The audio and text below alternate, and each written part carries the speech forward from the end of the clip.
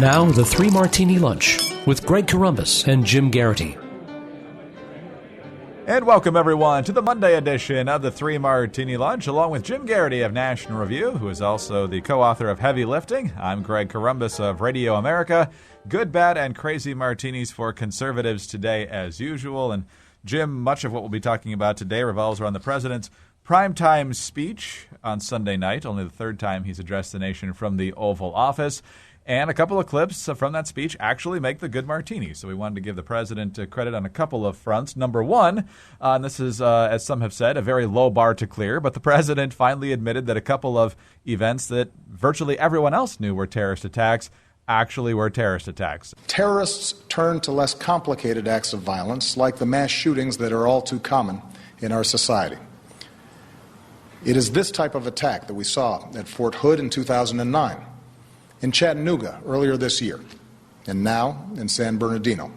For the longest time, the Pentagon classified Fort Hood as workplace violence, and Purple Hearts weren't given out for years after that because of that designation. The president also saying, while certainly most Muslims in the United States aren't terrorists, they do have a responsibility to condemn it. That does not mean denying the fact that an extremist ideology has spread within some Muslim communities. There's a real problem that Muslims must confront without excuse. Muslim leaders here and around the globe have to continue working with us to decisively and unequivocally reject the hateful ideology that groups like ISIL and al-Qaeda promote, to speak out against not just acts of violence, but also those interpretations of Islam that are incompatible with the values of religious tolerance, mutual respect, and human dignity.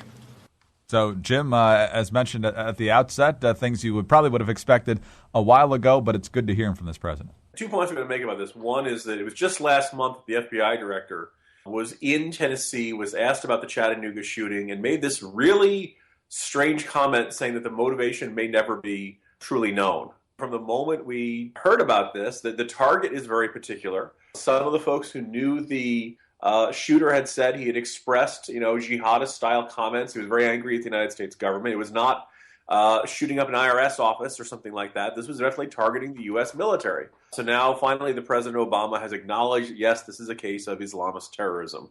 And the other thing is that paragraph about the responsibilities of Muslim communities in the United States and around the world. I'm not sure that's a huge deal, and you could argue we are having a very low bar for our good martini today. But there was a guy at the Daily Beast who said, "Look, this is more than the president has said about this in the past, and he has said it from an Oval Office address on a Sunday night." So maybe from some perspective, somebody could say, "Okay, look, if you feel like the moment something terrible like this happens, you're lectured about Islamophobia, and we have to preemptively stop this backlash from non-Muslim Americans targeting Muslim Americans." If you feel like there's been a certain lack of concerted effort in Muslim communities to stop this, then maybe there's something to that. Maybe there is some indication that the president did at least underline this point. That this paragraph he said was more than he said before, and maybe it'll do something good. Maybe not, but at least we should acknowledge the president is at least not acknowledging this question of whether Muslim American communities are giving the authorities as much help as they could in rooting out the extremists within their communities. All right, on to the bad parts of the speech, and we picked two in particular here, but they kind of fit into the same idea here because the president, right before the Paris attacks, in fact, the same day the interview came out, said that ISIS was contained. Then the day before Thanksgiving, he said that there was not any credible threat to the American homeland. And obviously that attack in San Bernardino triggered a great deal of increased concern about the level of security here in the United States. So the president's response to the expanding threat of ISIS sounded a lot like, as you pointed out, Jim, reheated leftovers. Listen to the language here as the president laid out his agenda for defeating ISIS. First, our military will continue to hunt down terrorist plotters in any country where it is necessary. Second, we will continue to provide training and equipment to tens of thousands of Iraqi and Syrian forces fighting ISIL on the ground so that we take away their safe havens. Third, we're working with friends and allies to stop ISIL's operations, to disrupt plots, cut off their financing, and prevent them from recruiting more fighters. Fourth, with American leadership, the international community has begun to establish a process and timeline to pursue ceasefires and a political resolution to the Syrian war. shorter version, we're going to keep doing exactly what we have been doing. Yeah, and if you think it was just crazy right-wingers like you and me, Greg, who were unimpressed, I just posted in the corner, Andrea Mitchell pointed out, the president begins with a metaphor of asking, does America have cancer for which there is no immediate cure? For obvious reasons, when people hear cancer, you could argue, yes, that the threat of Islamists is as serious as cancer, but right after we've just seen two terrorists, slip through all of our vaunted DHS counterterrorism screening efforts in this. We've just seen, 35 Americans get shot, 14 Americans get killed. This was the most serious terror attack on American soil since 9/11. And Obama's basically, don't worry, this approach is going to work eventually. Just think of it as cancer. And for obvious reasons, it wasn't very reassuring. The other thing which kind of nagged at me is that he said last night, Greg, there is no indication that they were ordered by an outside force, that they were part of a larger cell. The president says this, and then like a half hour later, there's word from Fox News quoting, admittedly, unnamed sources in the intelligence community. Let's assume their sources know what they're talking about. They're saying that they're looking at the financing coming from overseas. The idea, look, this is a lot of guns and ammunition and pipe bombs for a guy making money as a county health inspector. It really doesn't seem all that implausible there could be some sort of financial support. And obviously with their travels, being in Saudi, wondering what exactly the connections are. I'm hoping, Greg, the president has not jumped the gun again. I mean, it would be kind of a nice little trifecta if the day before Paris he says ISIS is contained. While the San Bernardino shootings are going on, he says our homeland has never been more protected. And if today he says there's no foreign connection, and later on we find out it was financed by overseas terrorists. It would be kind of a perfect threesome there. Needless to say, a lot to be bothered by in the president's address yesterday. Yeah, certainly. And so what we just played earlier was how ISIS is going to be defeated. Here's the president explaining why. My fellow Americans, I am confident we will succeed in this mission because we are on the right side of history. Jim, I know there are fewer Obama lines that grind your gears worse than that one. What do you make of it? Well, I mean, here's how different is that from saying, my fellow Americans, this is going to turn out okay at the end?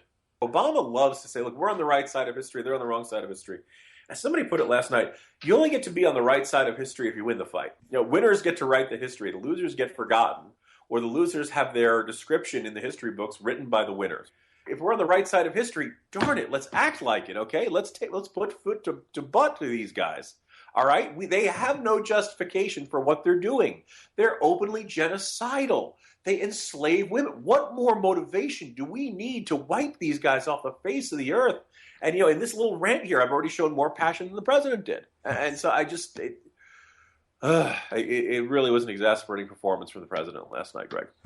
Well, this probably won't help your mood, although it's not related to the president. It never does. Go ahead.